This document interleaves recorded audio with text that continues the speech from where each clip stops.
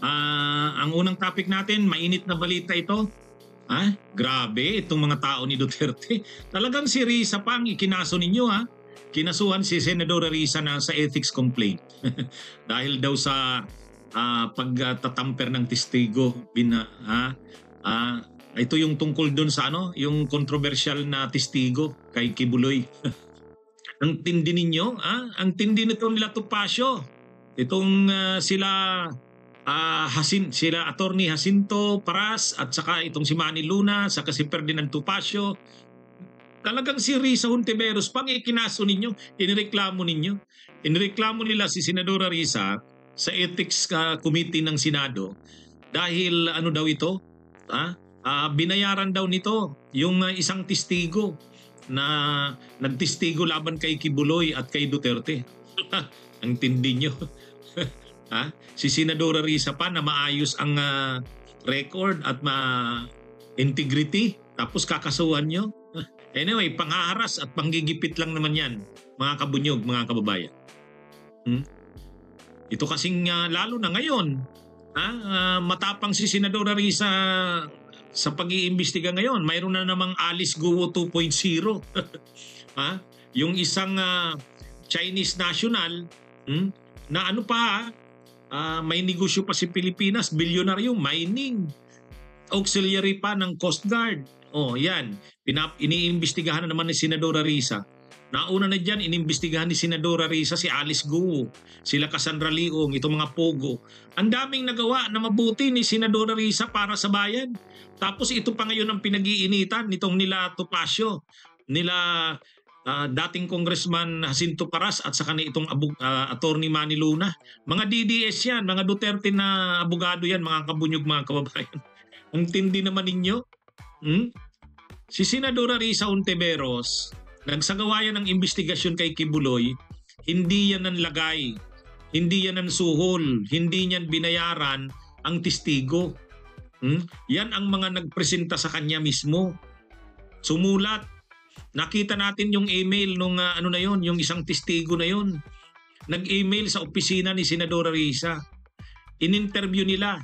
Ngayon kung bandang huli bumaliktad man yon at nagsasabing binayaran daw ni Senadora Risa, ay malamang nabayaran ng kampo ni Kibuloy.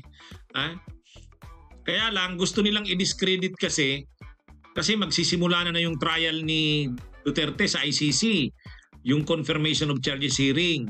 Ay di ba itong testigo na ito na sinasabi nila, ito rin ang nagsabi na nang binayaran daw siya ni Senadora Risa, dinala raw siya sa isang safe house, sa isang kondo yata yon.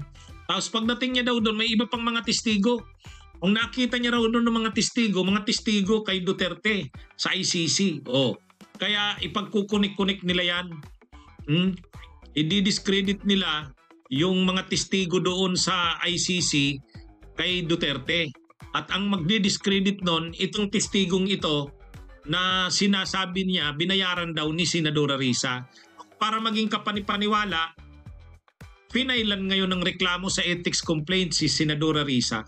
Pag sinabing i-file sa ethics complaint, iimbestigahan yan. Ang problema, ang may hawak ng ethics complaint si Robin Padilla, di ba? Di ba? Si Robin Padilla ang may hawak ng ethics complaint. Kasi ang ibig sabihin niyan, senador ka, dapat ang etika mo ay maayos. Hindi mo dapat sinisira ang record ng institusyon ng Senado. Ang problema, si Robin Padilla, chairman ng Ethics Committee, mag-iimbestiga kay Senadora Risa. Inaakusahan nila na si Senadora Risa ang gumawa ng masama na nagbayad ng testigo. Tapos ang mag-iimbestiga sa kanya si Robin Padilla. Tindi nyo naman. Ang tindi nyo naman, Topacio. Ang tindi nyo naman na ex-congressman Jacinto Paras at saka Attorney Manny Luna. Anyway, hayaan nating yan, gumulong yan, lang yan, panggigipit yan, panghaharas kay Senadora Risa. Akala naman nila matitinag niyan si Senadora Risa. Hindi. Kasi alam niya naman na wala namang basihan yan. Alam niya ni Senadora Risa na yan ay panggigipit lang sa kanya. Haharapin niya yan. At mabibigo yan. Sigurado tayo dyan. Kaya lang, siyempre, pang-abala kay Senadora Risa yan. At saka gagamitin nila yan para i-discredit nga yung mga testigo laban kay Duterte doon sa ICC. Kasi itong testigo nito na sinasabi nila na binayaran nila ni Risa, ni Senadora Risa, at yung mga testimonya daw nito ay tinamper. Yan ang nagsabi na nung pumunta daw siya doon sa safe house na dinalahan sa kanya, nandun ang mga testigo rin laban kay Duterte. Yun ang ano nila dyan. Pinagdudugtong-dugtong nila. Anyway, yan mga kabunyog, mga kabayan. Yan ang isang nangyari ngayong araw. Kapafay lang. August 28. Final nila Topacio, Sintuparas, no? Mga lahat yan, mga abogado lahat yan ni Duterte, mga kabunyog. Pro Duterte lawyers yan. Ewan lang natin kung bagay dati naman nilang inanunsyo na yan eh. O ngayon lang nila sinagawa, pero matagal na yan. Actually, expected na rin yan ni Senadora Risa.